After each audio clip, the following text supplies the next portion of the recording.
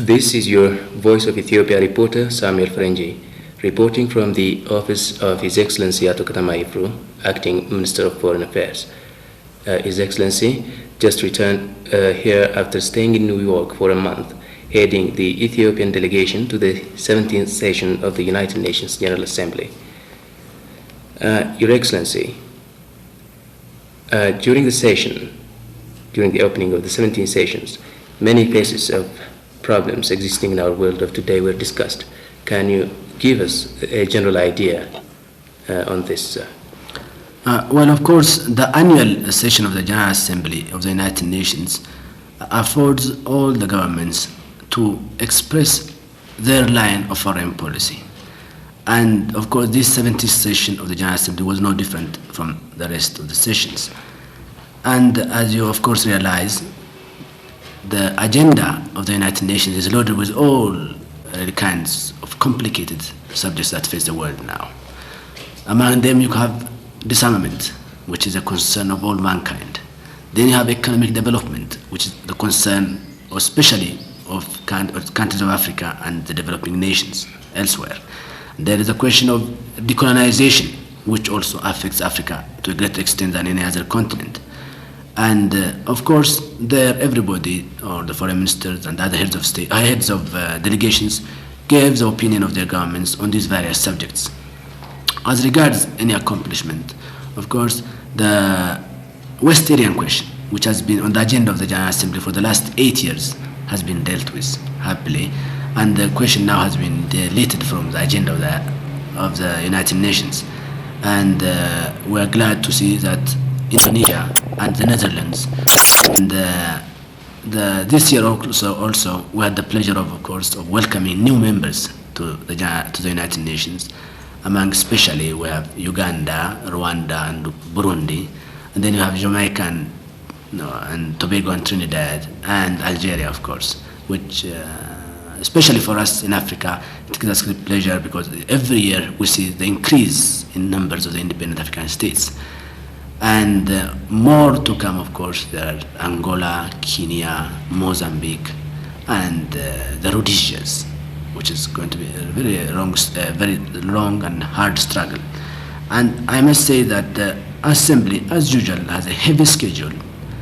It cannot accomplish everything as we wish it to, but I'm sure, and I have hope that quite a lot of things will be accomplished by the end of the session, which will be somewhere, I think, the third week of December. I see, sir. Yes, Your Excellency, that was quite a lot for the session. And we have learned once again that the Foreign Minister of Somalia advanced one of the usual baseless accusations against Ethiopia, to which Your Excellency had to reply. Would Your Excellency comment on that briefly, please? Well, we are getting to get immune to the abuses and slanderous accusations of the Somali authorities.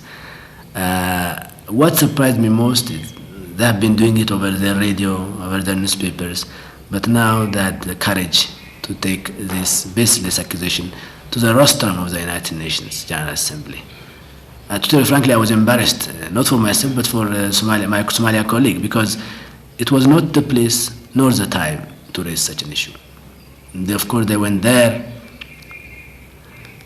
trying to convince the Assembly that Ethiopia should cede part of territory to satisfy the expansionist policy of Somalia. Of course, you can imagine what kind of response that gets, because nowadays, unfortunately, in the old days rather, the big powers, the greater powers, we used to be accused of being expansionist. But now we have imperialism or expansion on the reverse. It's a small country, Somalia, which is trying to expand at the expense of Ethiopia.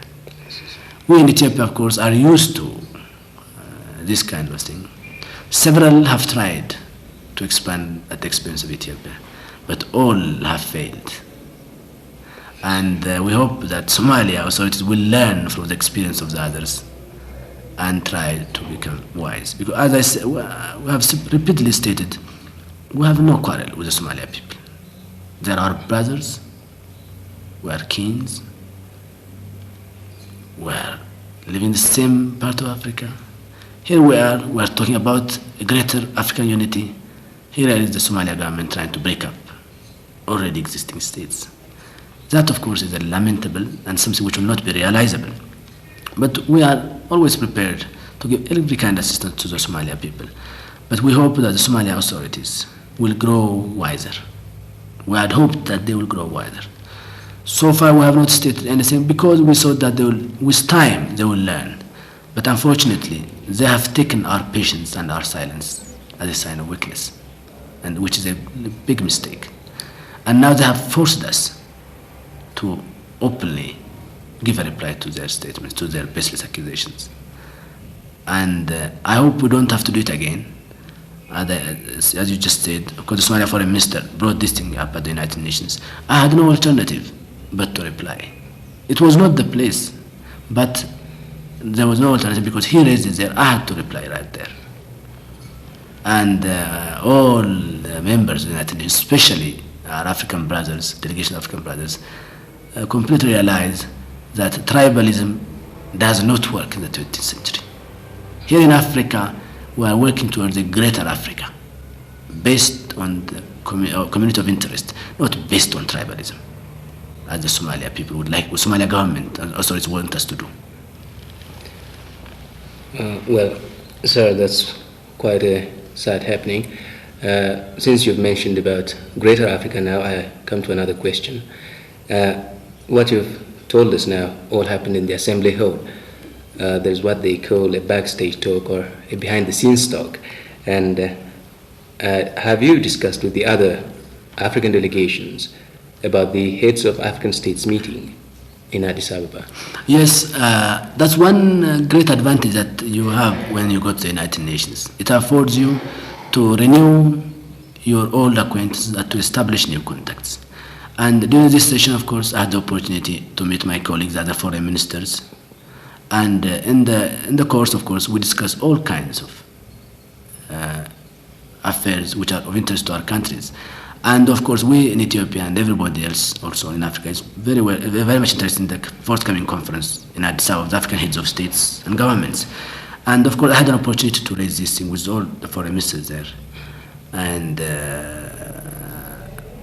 I must say that all the people I've met are looking forward to this conference as a stage or as a stepping stone to a greater African unity.